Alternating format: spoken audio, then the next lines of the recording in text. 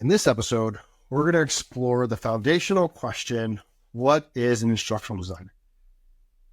I've been in the learning development field for over 15 years, and I have family who knows that and has asked me what I do. I have friends who ask me that, and when I say I'm an instructional designer, oh, so you build buildings. That's not what we're talking about, and that's not what I said. Then you sit down and you say, okay, I said instructional designer, like creating learning experiences. And then people will be like, oh, so you're a teacher. No. So this is one of these things that most people don't know what it is. And if they do, they generally have a loose understanding of what an instructional designer is. And here's the greatest thing. I've been in the learning development field for over 15 years, and I don't know as an industry what an instructional designer is. So when we bring people on our team who say they're instructional designers, I don't mean anything to me. I don't know what that means. Because everybody there, the field has kind of gotten inundated with people who are something else and now call themselves instructional designers. So we wanted to find this because this is Legacy Learning Consulting. One of our primary services is that we offer instructional design services. So we want to tell you what that is. So what is an instructional designer? An instructional designer is someone who creates experiences that trigger learning in someone else. If you haven't subscribed to our channel, you should, because we also did a kind of twist on how we define learning in a different episode. So you want to subscribe to make sure that you're up to date on these things. But what we say an instructional designer is someone who creates experiences that trigger learning in someone else.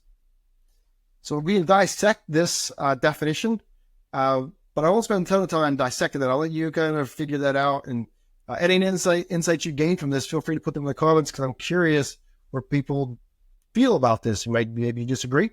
Maybe you totally understand what this is, or maybe you have questions about what we're saying. But if we look at this, like, creating experiences that trigger learning in somebody else. A lot of people will say that what is an instructional designer? Well, there's somebody who designs instruction. That isn't actually true. What we are trying to do as instructional designers is to create experiences that you do something, you hear something, you feel something, you practice something, you engage in a conversation, do something, and that something is going to trigger learning, which we define as experience plus reflection, not for themselves, but in somebody else. It's the idea of, like, a therapist can't be their own therapist.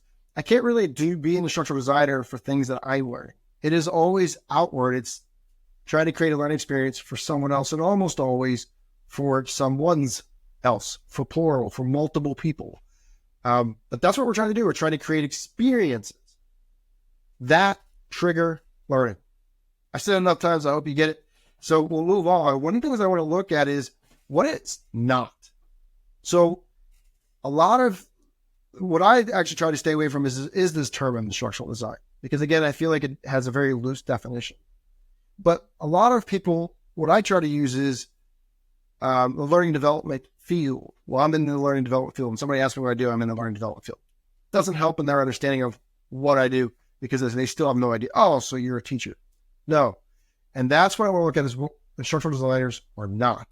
A lot of these roles that are important that get clumped into instructional design are things like teachers. Teachers are not instructional designers. Things like instructors. Instructors are not instructional designers. They deliver instruction. Or even facilitators. They are not instructional designers. They facilitate learning.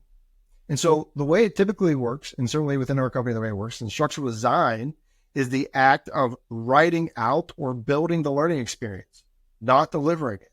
Some of these other rules that I just talked to you about are the ones who deliver it. And those are very important roles, but it's a completely different skill set.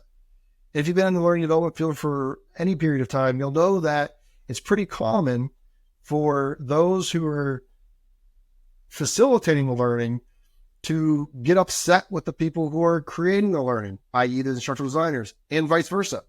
So if there's ever a problem in training, the person facilitating will say, oh, it's because of the instructional design, and the instructional designer said, no, you need a facilitator. So those are two completely different skill sets. Now, it's possible for the same person to be those things. That's why this is important. I've worked as a facilitator. I've also worked as an instructional designer. What I'm not going to do is instructional design as I'm facilitating.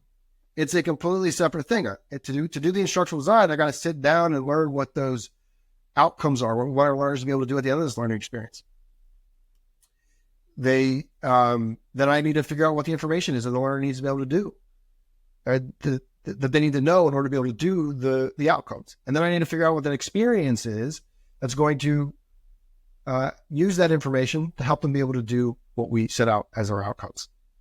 That's separate from I'm in front of people and I'm trying to get them to gain the insights that we intended when we designed it.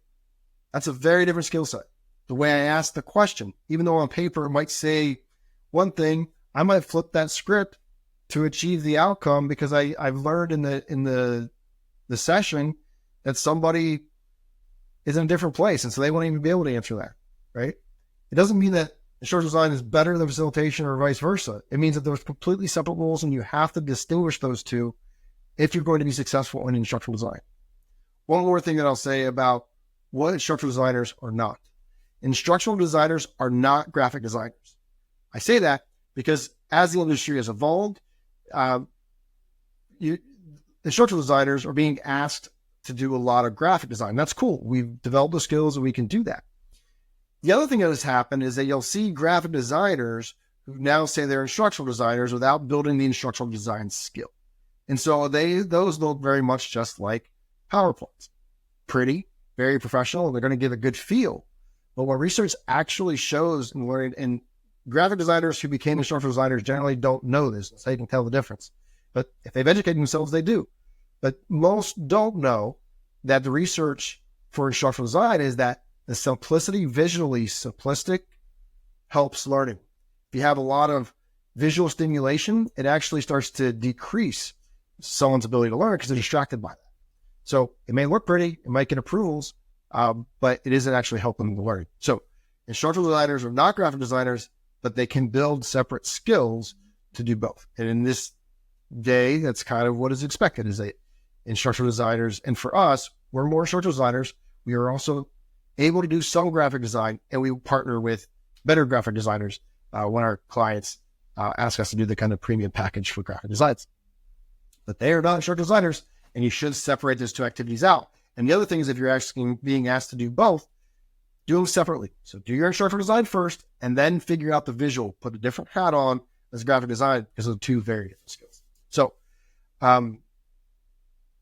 this idea of instructional design, this role of instructional design is an incredibly important one, I believe, actually in our society, because I think learning is one of the most basic human conditions. We are all learning from the day we're born to the day we die, whether we want to or not. And so instructional designers help ease the pain through learning.